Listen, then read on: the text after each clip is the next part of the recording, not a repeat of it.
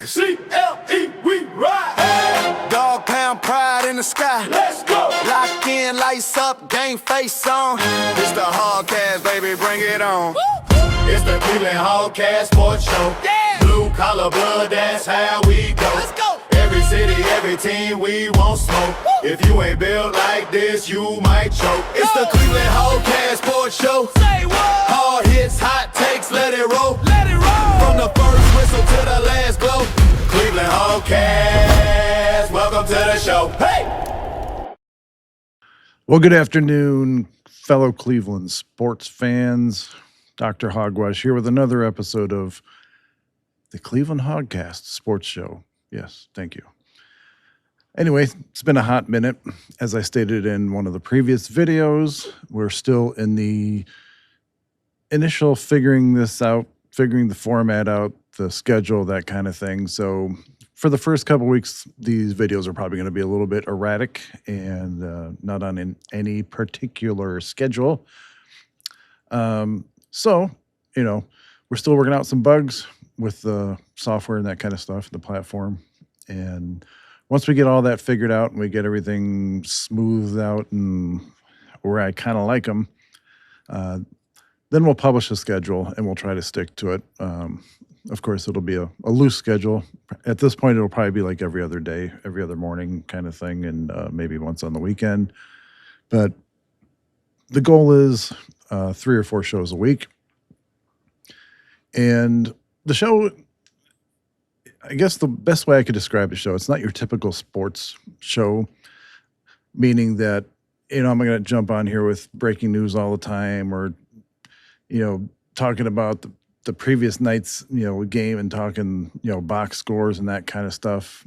I may do some of that, but there's plenty of other shows that do that, and there's plenty of other places to get that information. And I feel like I want to do something a little bit different, talk about some of the things that you might not see on other shows, and maybe dig into the history of some of the teams and Cleveland teams specifically, and just some of the lore, some of the players that have inspired me, possibly inspired you or other Clevelanders, and just what it's like to be a Cleveland fan, you know, what it's like to root for your home team and what it's meant to me. And, you know, so some episodes I'm kind of tossing around, like on Wednesdays, for example, What If Wednesdays. That's a segment I'm tossing around on my little noggin here. You know, I can picture a What If Wednesday episode being, what if the drive didn't happen in '89? Or, you know, what if John Elway didn't get drafted by Denver? What if, you know, there wasn't the fumble? What if, you know, just all these what ifs, what if, and just kind of have fun with it and speculate as to how history might have changed, how things might be a little bit different. And would it have broken the curse in Cleveland? Would we still be wallowing? Even if we had success back then, would we still be where we're at today? Regardless of whether it's the Browns, the Indians, Cavs, whatever. So still toying with that idea. Today, I'd like to dive in a little bit to coaching trees. You know, you hear a lot about all these new coaches, these young coaches, and the coaching tree they came from, the influence they had, the DNA that they've got. This, of course, is my opinion and my, you know, well, it's based on fact, and I'm going to throw in some opinion in there as well. But I put together some pretty cool notes. I did a little research and tried as best as I could to classify and put these branches, these coaching branches together, offense and defense, and touch on possibly the coaches that have come from those branches, active coaches, past coaches, some of their innovations, if they had any, some of the distinct features of these coaching trees. So these are the kind of episodes I want to do. These are the kind of episodes I want to talk about. This is fun to me, and this is interesting. So hopefully you find all this interesting as well. So I've got my notes together, and hopefully they're together in a way that it doesn't screw me up. But it wouldn't be the first time I look like a fool on camera. So with that being said, uh, again, it's a comprehensive list, but realistic. And these are the major NFL coaching trees. It's not necessarily going to be every little, whatever. And everybody's going to have an opinion on it, I'm sure. And everybody's going to have a different name for different trees, or they're going to call it one thing, and I'm going to call it another, or whatever. You can have 100 people, and they might call it 100 different things. So I'm going to paint with as broad strokes as I possibly can to describe these trees, and be as specific as I can as far as the originators, the innovators that started them. Let's see here. We go to my notes here.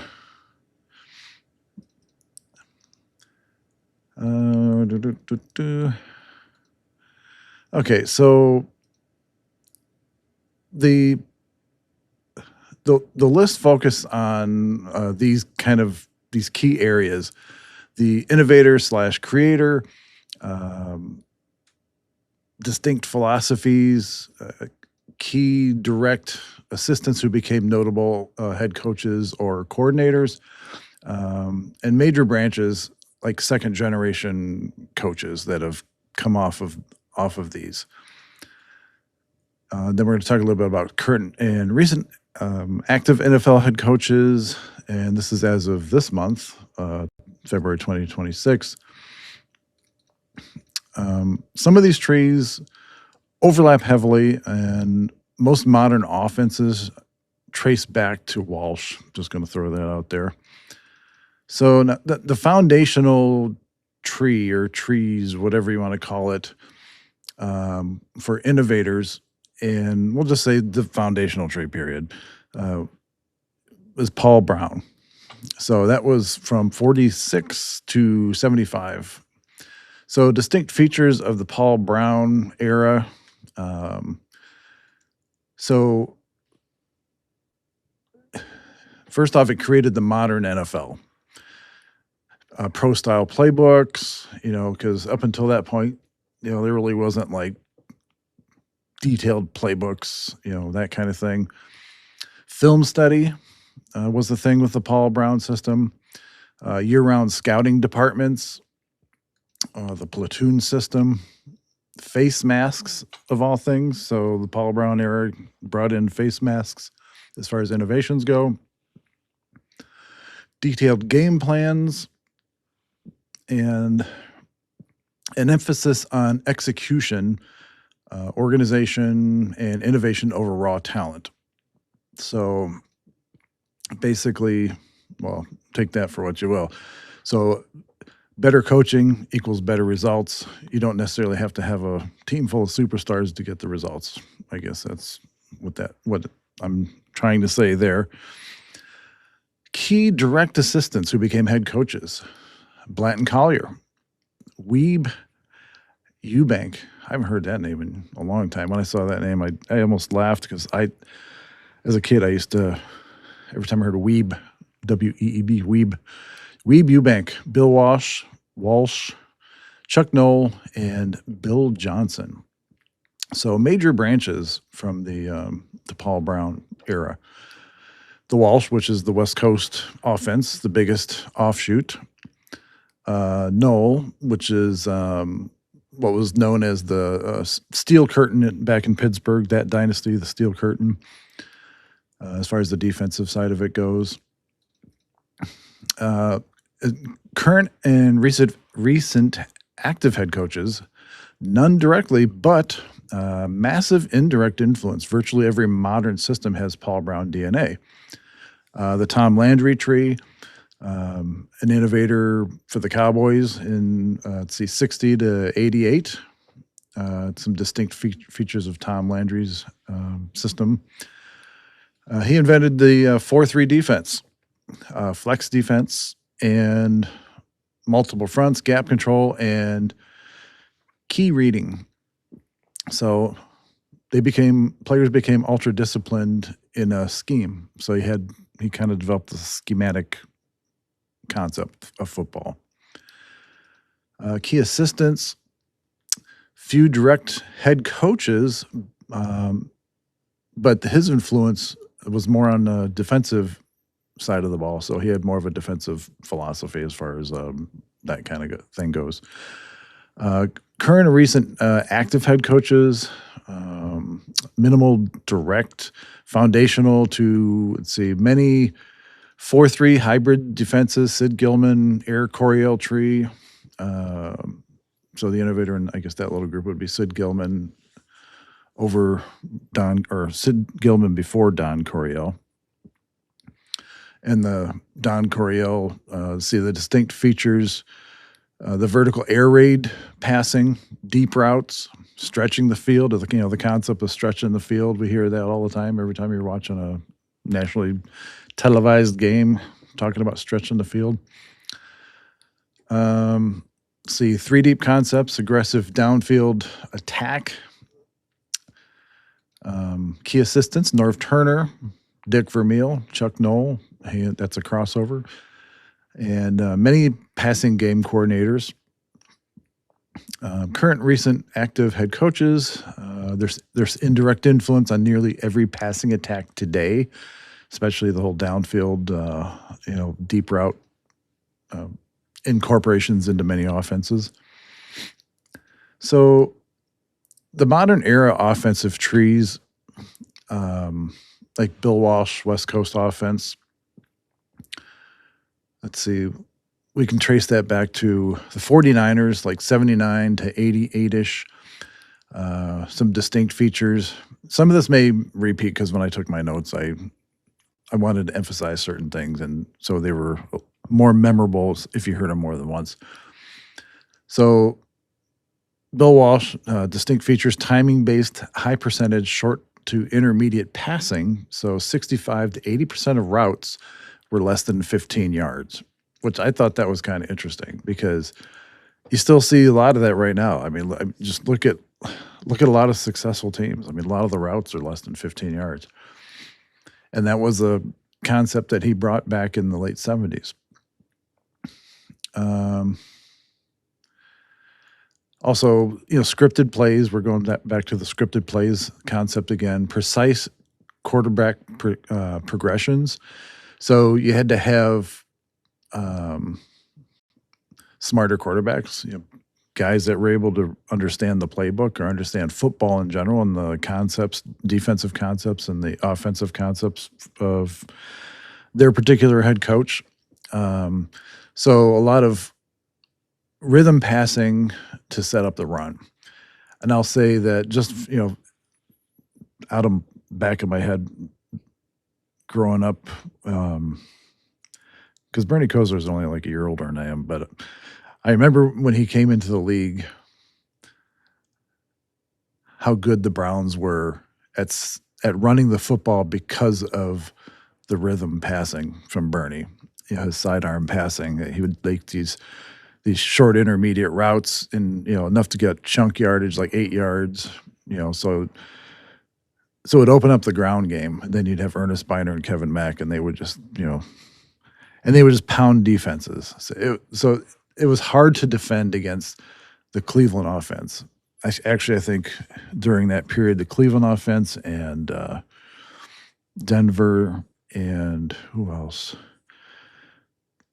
Those are the 2 biggest offenses that were successful a lot, and they were always at the top of the NFL during that period, that mid-'80s to late 80s period. So the concept of rhythm passing and progressions to set up the run. Let's see. So I guess assistants that became head coaches out of that were Mike Holmgren, George Seifert, Steve Mariucci, Dennis Green, Mike Shanahan, Paul Hackett. There's a name I haven't heard in a while. So the major branches, we'll go with Holmgren first. So Holmgren is first, then you got Andy Reid and Shanahan, and then Kyle Shanahan, the Kyle Shanahan and McVay tree. That's kind of where that comes from. And so the current slash recent active head coaches, still the root of 70% of the NFL. So 70% of the NFL is part of that tree. Let's see. So the Holmgren Andy Reid tree, distinct features. It has a Walsh base, and then you add to that creativity and run pass options, or RPOs. So Holmgren and Reid added a little more flash, I guess, and the concept of the run pass option, and that we'll talk about that a little bit more in a bit. So you got a lot of motion and motion mismatches, that kind of thing. More quarterback development, again, smarter quarterbacks, able to understand the concepts, read defenses, progressions, and an adaptable tempo. So Reid added pre-snap movement and explosive plays. So, I mean, you can define explosive play in a lot of ways, but basically more than 20 yards, 15 yards, 20 yards. Because at the time, it seemed like a lot of as I stated earlier, less than 15 yards. So explosive plays, we'll just call them more than 20 yards. Key assistants who became head coaches, and this is the full Reid list. So you got John Harbaugh, Sean McDermott, Doug Peterson, Todd Bowles, Matt Nagy, Brad Childress, and Ron Rivera, Leslie Frazier. There's a name I haven't heard in a while. Pat Shurmur, David Culley, Steve Spagnuolo. Spagnuolo is more on the defensive side. Mike Kafka, however you pronounce his name. He's an interim coach.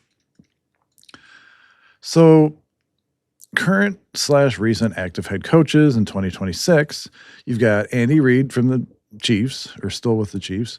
You've got John Harbaugh, formerly with the Ravens, now with the Giants. Sean McDermott, the Bills. Doug Peterson with the Jaguars. Todd Bowles with the Buccaneers. The strongest active trees, trying to word this correctly. Strongest active trees alongside the Shanahan McVay style, I guess, or tree. Let's see here. So you basically have Mike Shanahan, Kyle Shanahan, and Sean McVay. Like, though, that's the modern era dominant tree. So the distinct features are outside zone run schemes. I saw a lot of that in the playoffs. Heavy play action off motion, pre-snap shifts, movement, quarterback-friendly passing, tempo. See, outside zone blocking to create cutback lanes. So a lot more. I shouldn't say a lot more, but much more advanced system than what we had back in the 80s and 90s to early 2000s. Some key assistants who became head coaches. You've got Kyle Shanahan, Sean McVay, Matt LaFleur, Mike McDaniel, Gary Kubiak, excuse me. So current slash recent active head coaches, there's 11 total. So you've got the McVay branch, which is Matt LaFleur of the Packers, Zach Taylor of the Bengals, Kevin O'Connell of the got to use your words, John. Kevin O'Connell from the Vikings, Liam Cohen, the Jaguars, and Mike LaFleur of the Cardinals. So Shanahan branch, you've got the Miko Ryans of the Texans, Robert Saleh of the Titans, Clint Kubiak of the Raiders, Jeff Hafley of the Dolphins. So others in the tree, Mike McDaniel of the Dolphins, formerly the Dolphins, Raheem Morris, occasional. I have this listed as an occasional branch. So let's see if I explain that here in a second. The fastest growing and most copied offensive tree in the league right now is, going back to the Sean McVay, blah, blah, blah, Mike McDaniel. So a lot of that high intellectual stuff that we talked about is the dominant tree right now, or hybrids, off of that, whatever you want to call it. Geez, can't use my words today. Haven't got some brain plaque or something. So on the defensive side, what they call the toughness, defensive/toughness tree, you've got Bill Parcells, and so of course the Innovators Bill Parcells, the distinctive features: physical, disciplined, Jekyll and Hyde motivation, defense first, player accountability, a blue collar culture. I like that, actually. As far as being a Cleveland fan, I'm sure being a Pittsburgh fan, you can sympathize or empathize with the blue collar culture. I like that description as the Bill Parcells defensive concept. Key assistants that became head coaches from this system were Bill Belichick, Tom Coughlin, Sean Payton, Todd Bowles, which is an overlap, Mike Zimmer. Current and recent active head coaches: Sean Payton of the Broncos, Todd Bowles of the Buccaneers, Bill Belichick of the Patriots. And Bill Belichick is being, how do I want to put this? So Bill Belichick's kind of created his own tree off of this. And so as far as modern era defenses go, you could pretty much interchange Bill Belichick, Bill Parcells, even though Belichick was the Parcells disciple. So some features of that, you've got situational football, obviously being aware of the clock, being aware of down and distance, and, play percentages and that kind of stuff. An adaptable defense, basically a do your job defense, counting on every player to know their position and to execute, because their defensive plan hinges on every player executing. Roster building, that was another thing. And we can all attest to how good the Patriots were for a long time at building their roster via free agency or the draft. And a lot of times players, that weren't what other people would call blue chip players, later round picks, 5th, 6th round picks, and making these guys good football players. Attention to detail, I think, is what comes to mind when I think of that system. Everything matters, everything counts. Do your job. And the players and the way they played, I mean, even the coaching staff, there was so much attention to detail. Excuse me. That's to me, that's the most distinct part of that system, is the attention to detail. So out of that, you've got, let's see, assistants that became head coaches. You had Romeo Crennel, Eric Mangini, Josh McDaniels, Bill O'Brien, Matt Patricia, Brian Flores, Joe Judge, and Brian Daboll. Let's see here.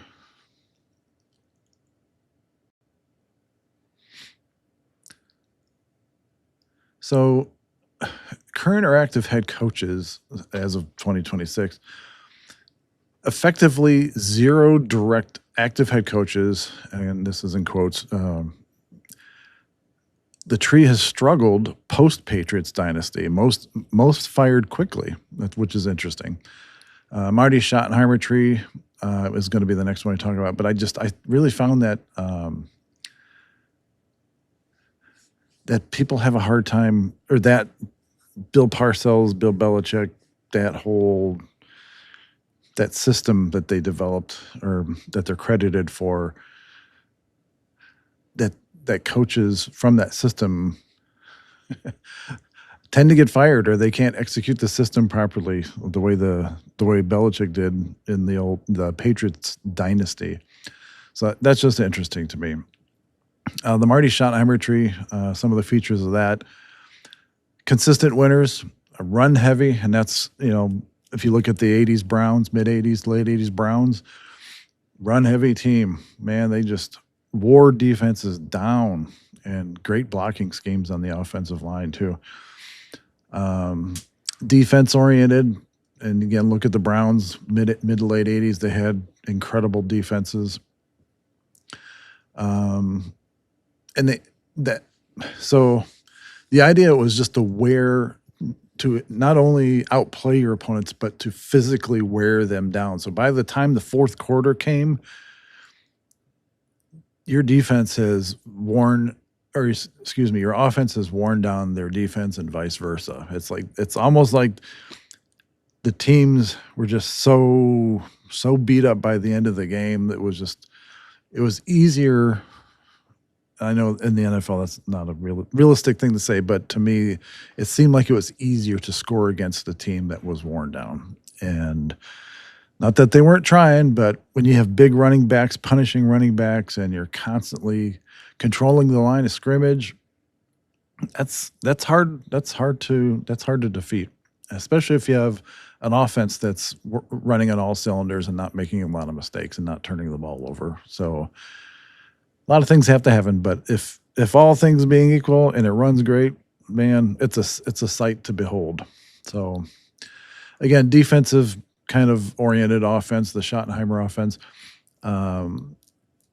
high floor culture. So the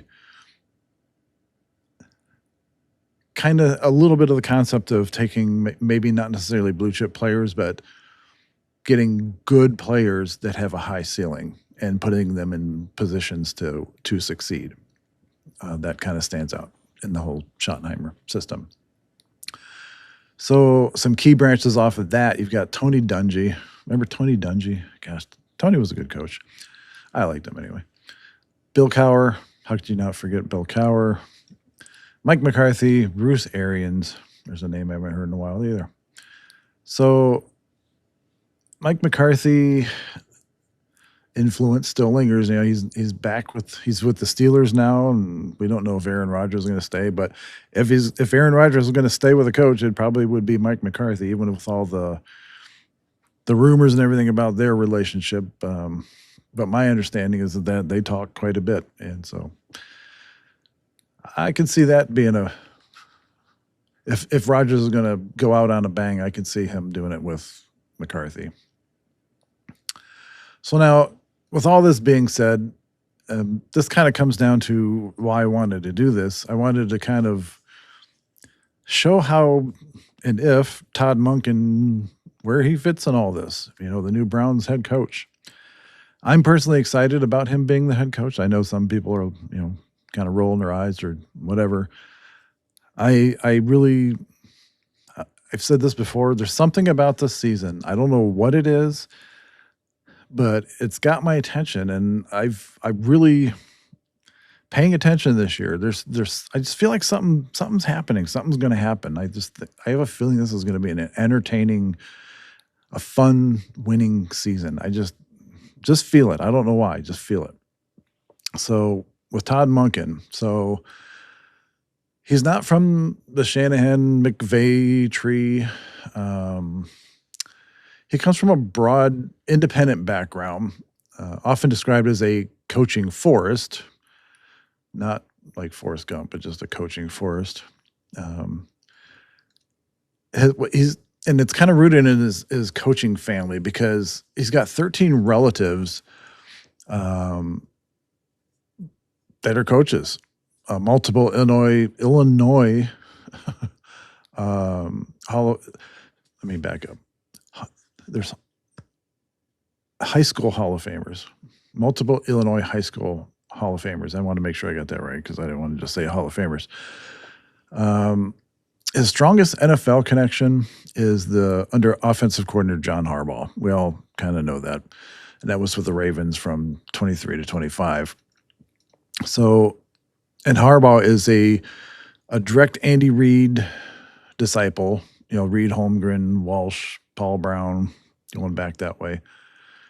So Todd Monken slots cleanly into the Andy Reid / Bill Walsh tree as a second generation, let's just say a second generation branch via Harbaugh.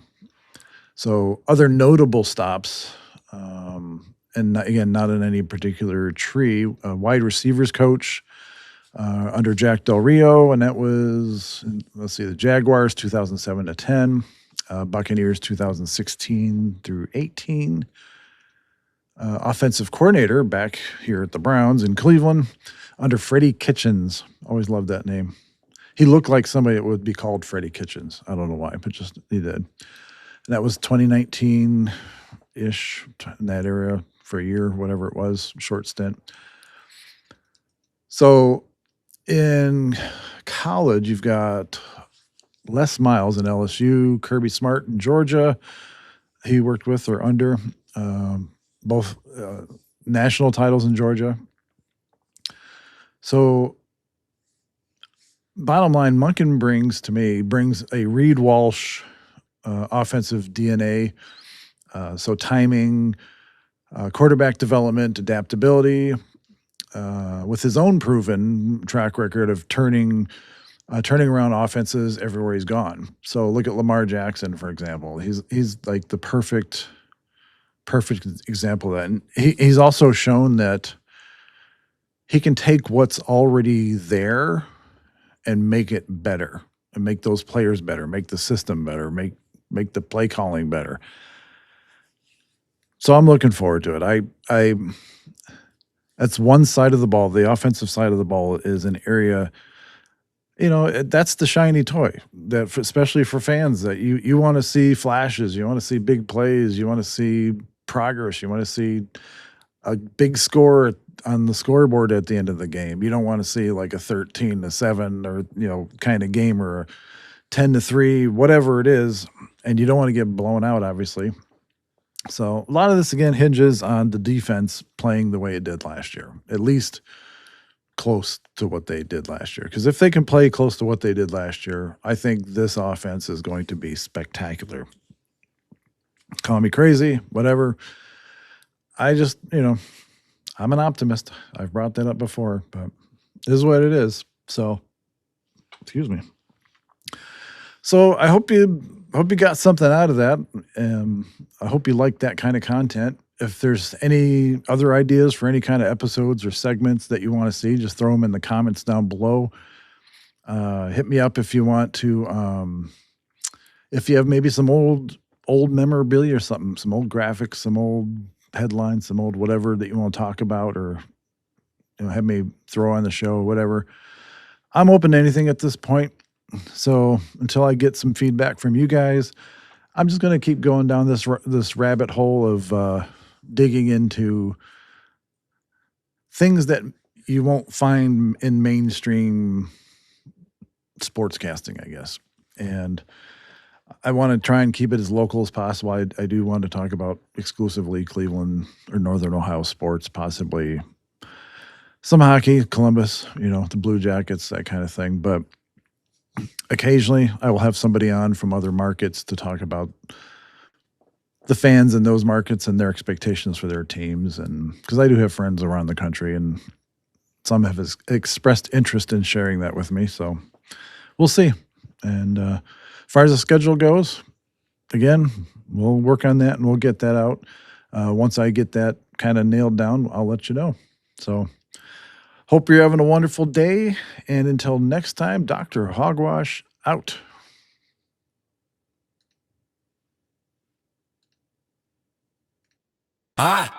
Cleveland in the building, you know how we roll. From the first hot take to the final goal. From the dog pound roar to the hardwood floor. We break it all down, then we come back for more, yeah.